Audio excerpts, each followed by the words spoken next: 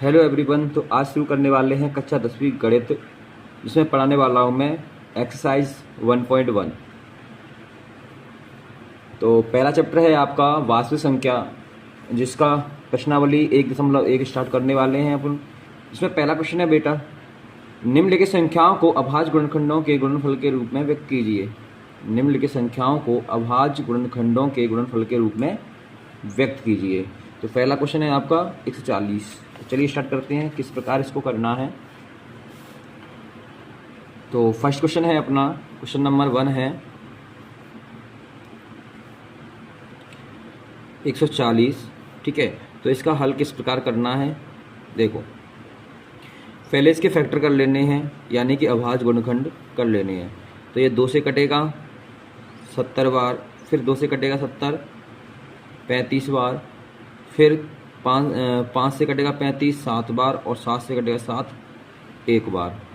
तो इस प्रकार 140 के या 140 के अभाज्य गुणनखंड हुए 2 गुणा 2 गुणा 5 गुणा 7। ठीक है, ये हुए इसके अभाज्य गुणनखंड। और गुणनफल के रूप में यदि व्यक्त करना है तो लिखेंगे पुनः 140 का अभाज्य गुणनखंडों के गुणनफल का रूप, या फिर डायरेक्ट 140 का गुणनफल रूप, गुणनफल रूप। ठीक है, जो होगा अपना 2 बार आया है 2 की पावर 2 गुणा में 5 गुणा 7। ठीक है बच्चों, तो यही क्या है इसका आंसर है। नेक्स्ट क्वेश्चन है इसमें, क्वेश्चन नंबर 2 है जो है अपना 156। ठीक है बेटा, तो 156 है, उसके फैक्टर करते हैं। तो हल, ठीक है, तो 156 के जब आप फैक्टर करोगे तो पहले ये 2 से कटेगा, 2 7 14 2 8 16 और 2 8 16, सॉरी 2 7 14 और 2 8 16, 78 टाइम कट जाएगा। ठीक है, उसके बाद फिर 2 से कटेगा, ये 2 3 6 और 2 9 18। उसके बाद 3 से कटेगा, 3 एकम 3 3 त्रिका 9 और 13 एक अभाज्य संख्या है तो 13 से ही कटेगी एक बार। ठीक है बच्चों, इस प्रकार 156 के अभाज्य गुणनखंड हुए, 156 के अभाज्य गुणनखंड हुए 2 गुणा 2 गुणा 3 गुणा 13। ठीक है, और इसका गुणनफल का रूप होगा 156 गुणनफल रूप, गुणनफल रूप। ठीक है, तो वो होने वाला है अपना 2 बार आया है, 2 की पावर 2 हो जाएगा, गुणा में 3 गुणा में 13। यही अपना आंसर है। नेक्स्ट क्वेश्चन है अपना, क्वेश्चन नंबर 3 जो है 3825। इसके फैक्टर करने हैं, तो वो किस प्रकार होंगे, देखो 3825 के क्या करते हैं, फैक्टर करते हैं। ठीक है, तो 3825 के जब फैक्टर करोगे तो पहले आपको क्या करना पड़ेगा, ये 3 से कटेगा, फिर आपका 3 एकम 3 3 दूनी 6 7 21 5 15। ठीक है, उसके बाद फिर से ये 3 से कटेगा, 3 चौक 12 3 दूनी 6 3 5 15। उसके बाद फिर ये 5 से कटेगा, तो 5 से कटेगा तो 5 40 और 5 25। ठीक है, फिर 5 से कट जाएगा 17 बार। 17 एक अभाज्य संख्या है तो ये 17 से ही कटेगी, यानी एक बार। ठीक है, तो इस प्रकार 3825 के अभाज्य गुणनखंड हुए 3 गुणा 3 गुणा 5 गुणा 5 गुणा में 17। ठीक है, और इसके गुणनफल का रूप लिखेंगे पुनः, तो 3825 का गुणनफल रूप, गुणनफल रूप जो रहने वाला है 3, इसमें 2 बार आया है तो 3 की पावर 2 हो जाएगा, 5 भी 2 बार आया है 5 की पावर 2 हो जाएगा, और 17 एक बार आया है 17 की पावर 1 हो जाएगा। ठीक है, यही क्या है अपना आंसर है। 4 क्वेश्चन है और इसका सेकंड लास्ट, ठीक है। तो देखिए क्वेश्चन नंबर 4,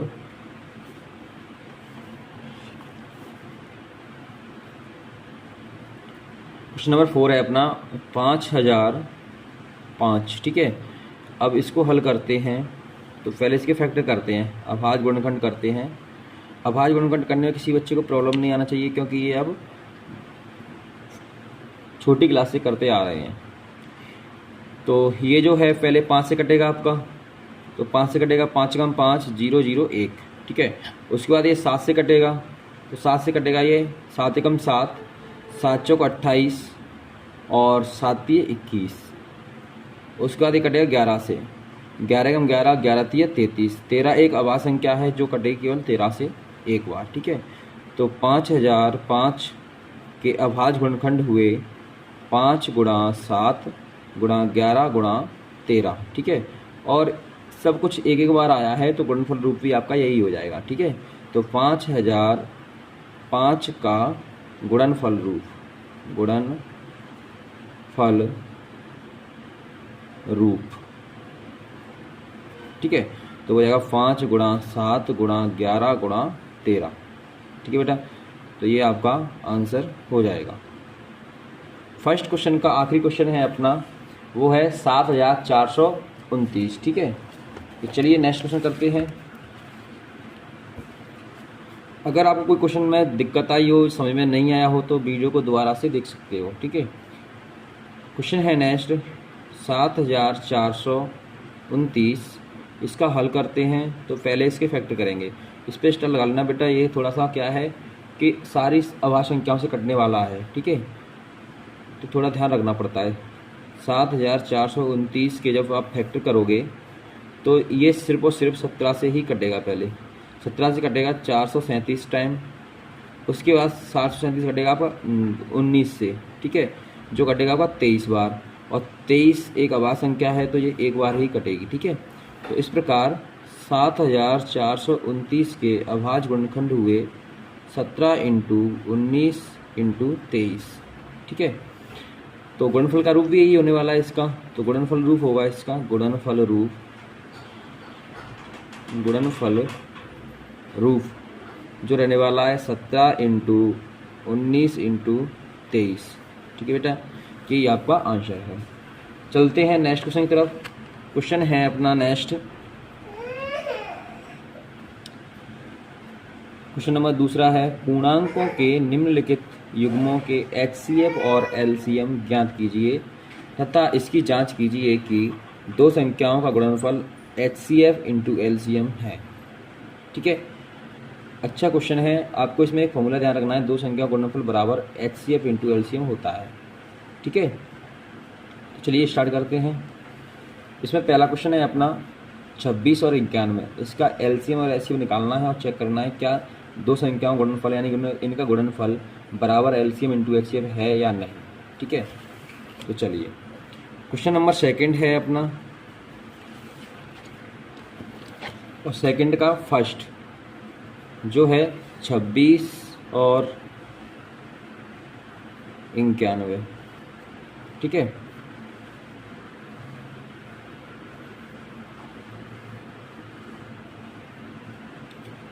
देखो तो पहले क्या करते हैं, इसका LCM निकालते हैं और इसका HCF निकालते हैं, ठीक है। तो LCM निकालोगे तो 26 और 91 के अलग अलग फैक्टर कर लो।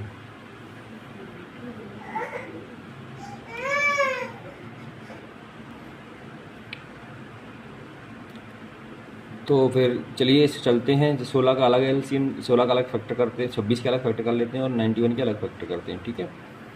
तो 26 के अलग फैक्टर करोगे तो 26 2 से कटेगा 13 बार, और 13 एक अभाज्य संख्या है तो ये कटेगी एक बार, ठीक है। तो यहाँ से 26 के फैक्टर हुए 2 × 13, और 91 के फैक्टर होंगे,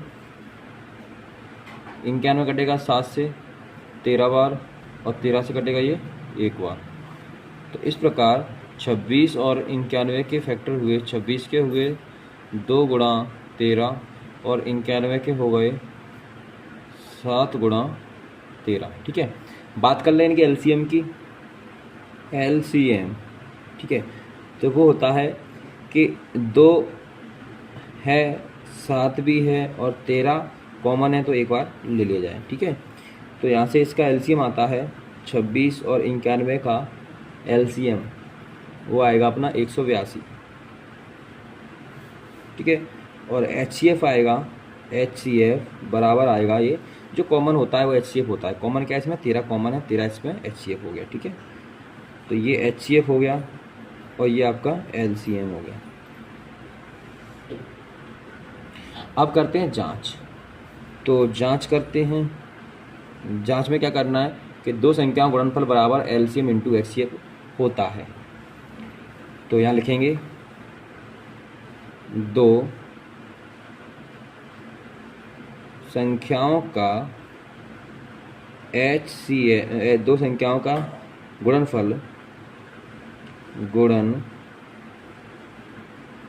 बराबर होता है एलसीएम इंटू एचसीएफ। ठीक है, दो संख्या गुणनफल यानी कि 26 इंटू 91 बराबर होगा 182 इंटू 13। जब इसे गुणा करोगे तो आपको मिलेगा 2366 इधर मिलेगा और 2366 ही इधर मिलेगा। ठीक है, तो इससे अपन कह सकते हैं कि LHS बराबर RHS, LHS बराबर RHS, यानी अतः दो संख्याओं का गुणनफल बराबर होता है LCM इंटू HCF। ठीक है, ये आप पता लिख दोगे। नेक्स्ट क्वेश्चन है इसी का, सिमिलर क्वेश्चन है सभी, 510 और 92। क्वेश्चन नंबर सेकंड है, क्वेश्चन नंबर सेकंड 510 और 92। ठीक है, 510 और 92 है तो पहले 510 के फैक्टर करोगे फिर 92 के फैक्टर करेंगे। ठीक है, तो मैं डायरेक्ट कर देता हूँ। 510 के फैक्टर होंगे अपने 2 गुणा 3 गुणा 5 गुणा 7 17 सॉरी। ठीक है, और यहाँ पर 92 के फैक्टर होंगे 2 गुणा 23। ठीक है, 2 गुणा 23। ठीक है, इस हिसाब से इसका एलसीएम और एचसीएफ निकलेगा। तो पहले इसका एचसीएफ निकाल लेते हैं। एचसीएफ ऑफ 510 और 92। ठीक है, 510 और 92 का जो एचसीएफ निकलेगा वो निकलेगा कॉमन क्या है इसमें बेटा, 2 कॉमन है एक तो, और कुछ भी कॉमन नहीं है, तो 2 इसका क्या हो गया, एचसीएफ हो गया। ठीक है, 2 एचसीएफ हो गया। और एलसीएम तो एलसीएम 510 और 92 वो होने वाला है, जो कॉमन है पहले वो ले लो। तो यहाँ पर कॉमन क्या है, 2 कॉमन है, उसके बाद बचा हुआ सब ले लो। बचा क्या है, ऊपर बचा है 3 गुणा 5 गुणा 17 गुणा 2 गुणा 23, नीचे 2 गुणा 23 बचा है। तो जब इसका इंटू करेंगे तो अपना एचसीएफ आएगा, सॉरी एलसीएम आएगा 23,460। ठीक है, 23,460, तो ये अपना आ गया एलसीएम। ठीक है, अब कर लेते हैं जांच। ठीक है, तो जांच करेंगे, तो फर्स्ट संख्या इंटू सेकंड संख्या बराबर होता है एलसीएम इंटू एचसीएफ। ठीक है, तो फर्स्ट संख्या है अपनी 510, सेकंड संख्या है 92, बराबर होगी एलसीएम है 23,460 और एचसीएफ है 2। ठीक है, तो इस प्रकार यहाँ से आने वाला है गुणा करने पर 40,920 बराबर 40,920। तो अपन कह सकते हैं कि LHS बराबर RHS, अतः दो संख्या गुणनफल बराबर LCM इंटू HCF होता है। ठीक है बेटा, तो नेक्स्ट क्वेश्चन है अपना क्वेश्चन नंबर थर्ड। ठीक है, जो थर्ड है वो है अपना 336 और 54, 336 और 54। ठीक है, तो यहाँ पर भी इसके फैक्टर कर लेते हैं। तो 336 के अलग फैक्टर करते हैं, 54 के अलग फैक्टर कर लेते हैं। ठीक है, तो देखिए 336 के फैक्टर होने वाले हैं, मैं डायरेक्ट करता हूँ। 336 के जो फैक्टर होंगे वो होंगे 2 गुणा 2 गुणा 2 गुणा 2 गुणा 3 गुणा 7। उसी प्रकार 54 के फैक्टर भी आप कर लोगे, तो वो होंगे अपने 2 गुणा 54 के फैक्टर हो जाएंगे 2 गुणा 3 गुणा 3 गुणा 3। ठीक है, 2 गुणा 3 गुणा 3 गुणा 3। ठीक है,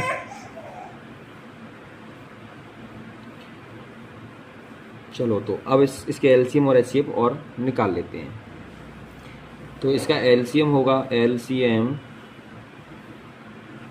ऑफ 336 और 54 बराबर होगा 336 और 54 का एलसीएम होगा, जो कॉमन है वो लो पहले। तो या फिर ऐसे देखा करो कि ऊपर क्या है 2 की पावर 4, ठीक है, और नीचे भी 2 है, तो जो हाईएस्ट पावर होती है वो लेते हैं। 2 की पावर 4 ले लो गुणा में, नीचे ऊपर भी 3 है ले, नीचे भी 3 है, पर ज़्यादा कहाँ पर है, नीचे है। 3 की पावर 3 है। उसके बाद फिर जो बचा हुआ है वो ले लो। तो बचा क्या है इसमें, केवल 7 बचा हुआ है। 2 भी आ गया और 3 भी आ गया। तो इस प्रकार इसका एलसीएम आता है, एलसीएम है इसका 3024। ये एलसीएम हो गया। और इसका एचसीएफ होगा 336 और 54 का एचसीएफ होगा। एचसीएफ में कॉमन चीज़ होती है, इसमें कॉमन क्या है, केवल 2 कॉमन है और 3 कॉमन है। तो इस प्रकार 6 इसका एचसीएफ हो गया। अब करते हैं इसकी जांच। तो जांच करोगे तो फर्स्ट संख्या इंटू सेकेंड संख्या बराबर होता है एलसीएम इंटू एचसीएफ। फर्स्ट संख्या थी आपकी 336, सेकेंड थी आपकी 54, बराबर एलसीएम निकला है अपना 3024 और एचसीएफ निकला है 6। जब इसका गुणा करोगे तो ये आएगा 18144 और ये भी आएगा 18144। ठीक है बेटा, तो यहाँ से आ गया LHS बराबर RHS, LHS बराबर RHS। ठीक है, तो अतः 2 संख्या गुणनफल बराबर एलसीएम इंटू एचसीएफ होता है। अतः 2 संख्याओं का गुणनफल बराबर एलसीएम इंटू एचसीएफ होता है। ठीक है बेटा, नेक्स्ट क्वेश्चन पे चलते हैं, जो है आपका कुछ इस प्रकार, और ये इम्पोर्टेंट भी है। क्वेश्चन है, अभाज्य गुणनखंड विधि द्वारा निम्न पूर्णांकों के एचसीएफ और एलसीएम ज्ञात कीजिए। ठीक है, तो इसको करते हैं। पहला क्वेश्चन है अपना, पहला है 12, 15 और 21। ठीक है, 12, 15 और 21। देखो तो क्वेश्चन नंबर है अपना अब तीसरा। क्वेश्चन नंबर है तीसरा, इसका पहला है 12, 15 और 21।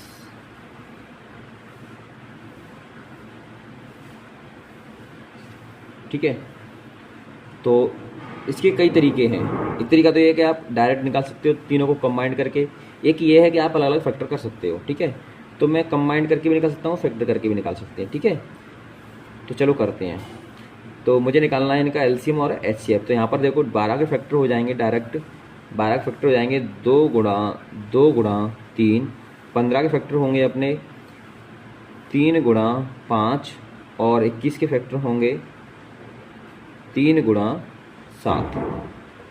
ठीक है, तो यहाँ से आ गया 2 की पावर 2 इंटू 3, ये आ गया 3 की पावर 1 इंटू 5 की पावर 1, और ये आ गया 3 की पावर 1 इंटू 7 की पावर 1। तो अब बात करते हैं एलसीएम की। तो एलसीएम में होता है कि जिसकी हाईएस्ट पावर है वो लेनी है। तो 2 की हाईएस्ट पावर कितनी है, 2 की पावर 2 गुणा 3 की हाईएस्ट पावर कितनी है, 3 की पावर 1, 5 की हाईएस्ट पावर कितनी है, 5 की पावर 1 और 7 की कितनी है, 7 की पावर 1। तो इस प्रकार इसका एलसीएम होगा 420, एलसीएम होगा इसका 420। और एचसीएफ में देखते हैं, जिसकी लोएस्ट पावर है वो ले लो। लोएस्ट पावर कितनी है इसमें, लोएस्ट पावर है 2 की पावर पर कॉमन भी होना चाहिए, तो कॉमन तो इसमें केवल 3 कॉमन है, तो 3 कॉमन 3 और 1, तो यही क्या हो गया आपका एचसीएफ। तो इस प्रकार 3 इसका एचसीएफ हो गया।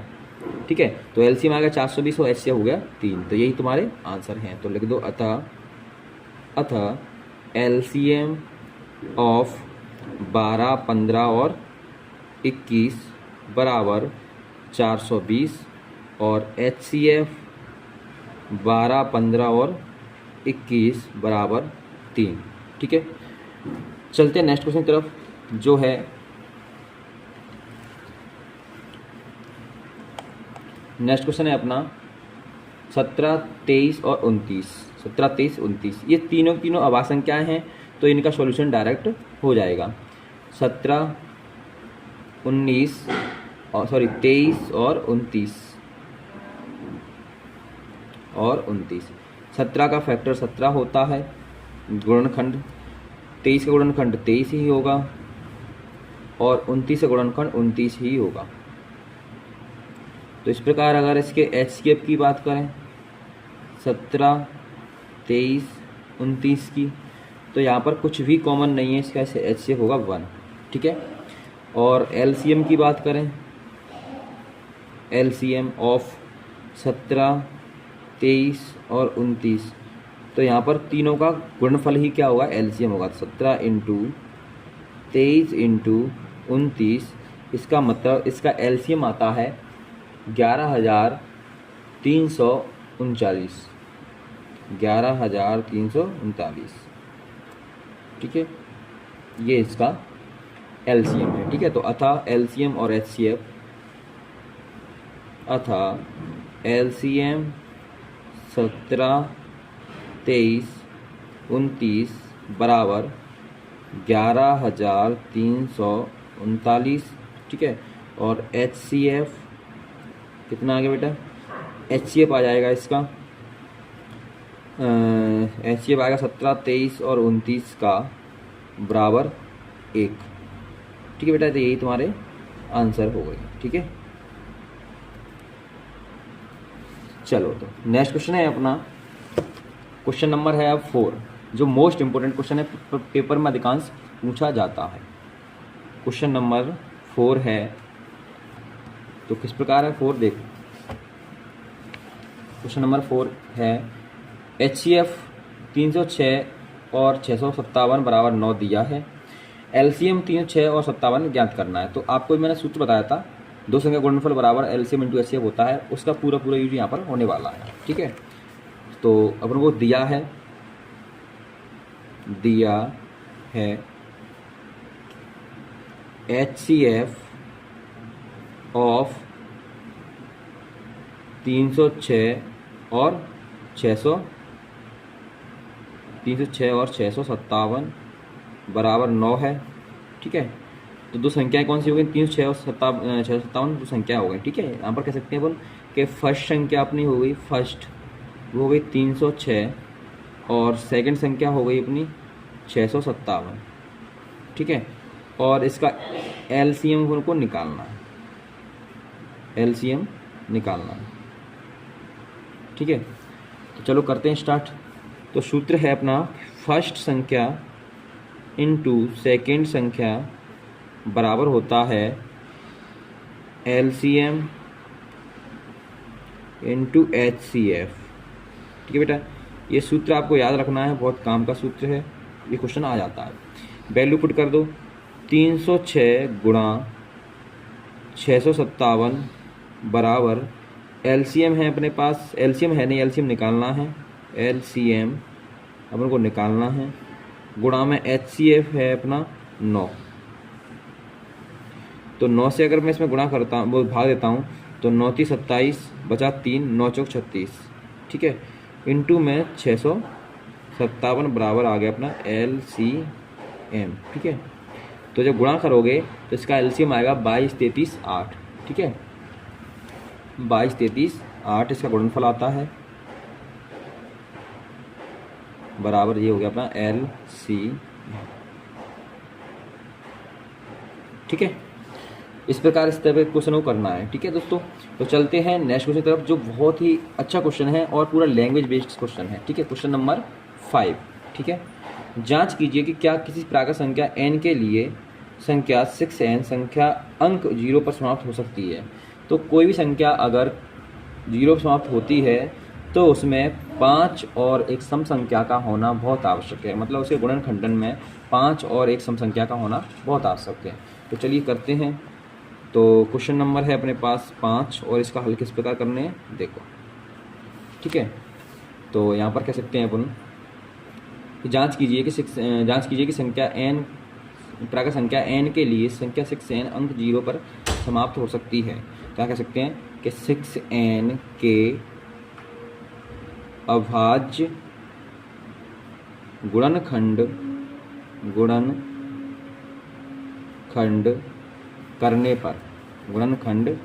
करने पर। ठीक है, तो गुणनखंड करोगे 6 से n के तो हो जाएंगे अपने 2 गुणा 2 की पावर n गुणा 3 की पावर n। ठीक है, गुणनखंड हो गए। तो अपन कह सकते हैं कि यहाँ गुणनखंडन में यहाँ कह सकते हैं यहाँ 6n के अभाज्य गुणनखंडन में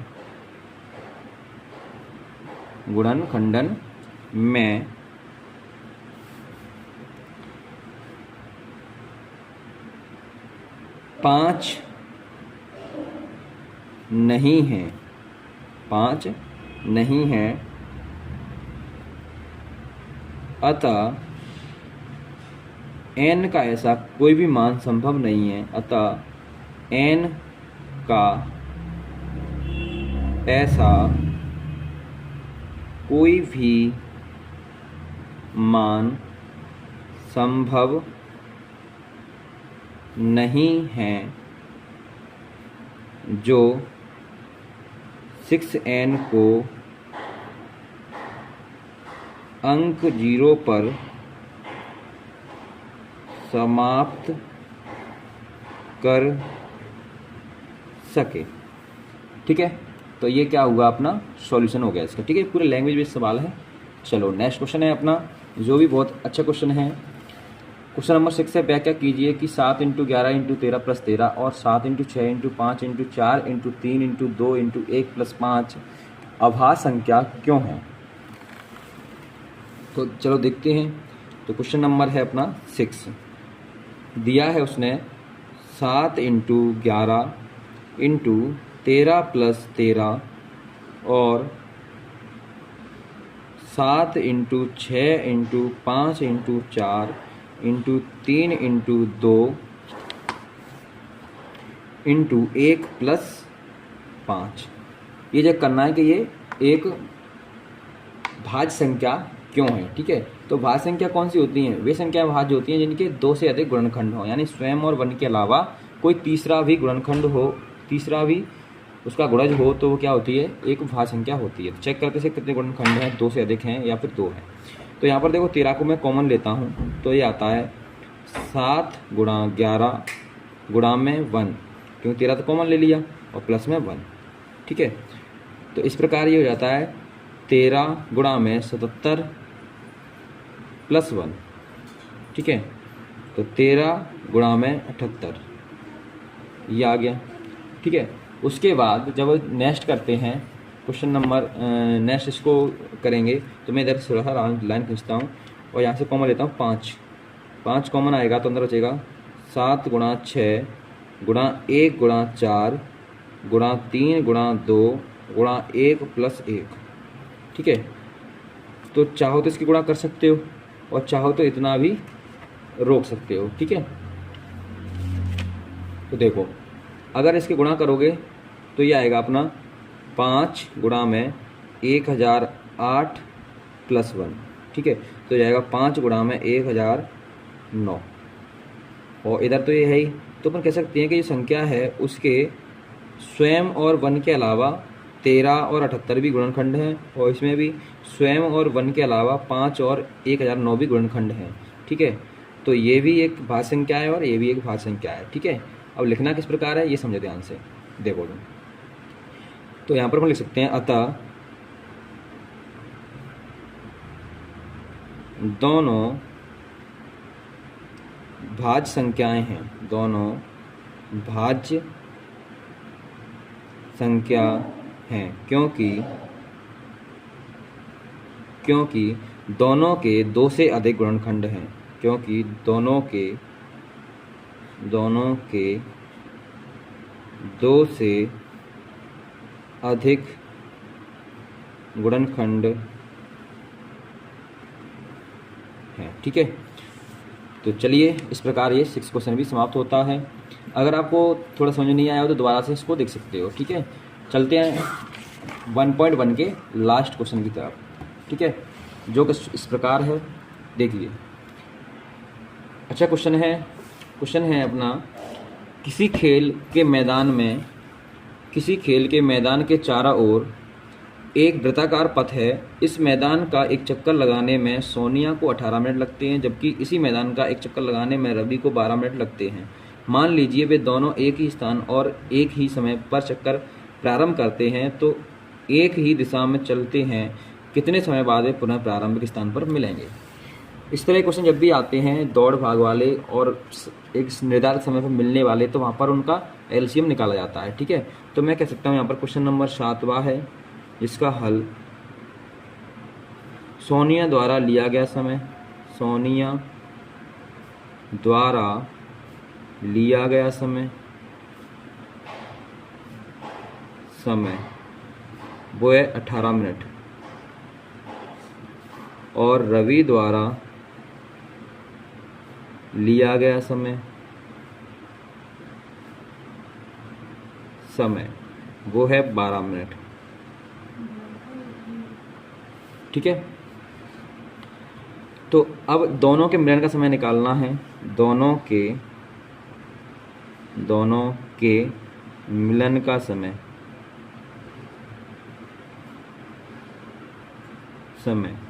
बराबर वो होता है एलसीएम ऑफ 18 और 12। ठीक है, दोनों ने जितना टाइम लिया उनका क्या निकालना होता है, एलसीएम निकालना होता है। ठीक है, तो जब मैं 18 और 12 का एलसीएम निकालूंगा, 18 और 12 का एलसीएम निकालूंगा तो इसके फैक्टर करूंगा, तो 2 से कटेगा ये 9 बार, 2 से कटेगा 6 बार, ये 2 से कटेगा नहीं 9, और 6 कट जाएगा 3 बार, फिर 3 से कटेंगे दोनों, ये कटेगा 3 बार, ये कटेगा 1 बार, 3 से कटेगा ये 1 बार। ठीक है, तो इस प्रकार इसके फैक्टर हुए 2 गुणा 3 गुणा 3। ठीक है, तो इसका एलसीएम आता है, एलसीएम बराबर गुणा कर दो इसका, 3 त्रिक का 9, 9 दूनी 18, 18 दूनी 36। ठीक है, तो 36 मिनट के बाद वो दोनों मिल जाएंगे मिनट। ठीक है, तो अतः 36 मिनट के बाद रवि और सोनिया पुनः प्रारंभिक स्थान पर मिलेंगे। ठीक है, तो यहाँ लिख सकते हैं अतः 36 मिनट के बाद रवि और सोनिया पुनः प्रारंभिक